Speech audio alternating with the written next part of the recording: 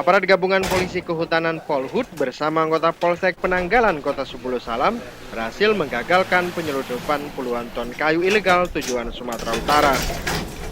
Kayu ilegal berbagai jenis dengan kualitas ekspor ini ditangkap dari sebuah truk saat melintas di Jalan Raya Lintas Aceh Sumatera Utara melalui jalur pantai barat Aceh.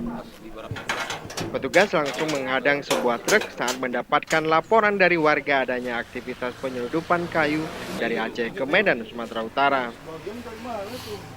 Dari hasil pemeriksaan, supir dan kernet truk tidak dapat menunjukkan dokumen resmi maupun izin angkutan kayu tersebut. Kasih Perlindungan Hutan Kota Sebulu Salam Irwandi menyebutkan sejumlah jenis kayu seperti meranti, damar, kapur, dan berbagai jenis kayu rimba diduga hasil jarahan dari kawasan hutan lindung di kawasan Sebulu Salam.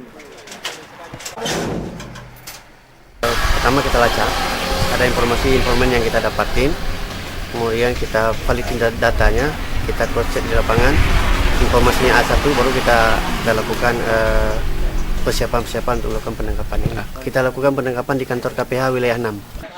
Selain menahan sopir dan kernet truk, pihak Polhut dan polisi masih memburu cukong beserta pemilik kayu yang menjadi dalang dibalik peredaran kayu ilegal tersebut. Dari Sebulu Salam, Erdian melaporkan untuk Aceh Video.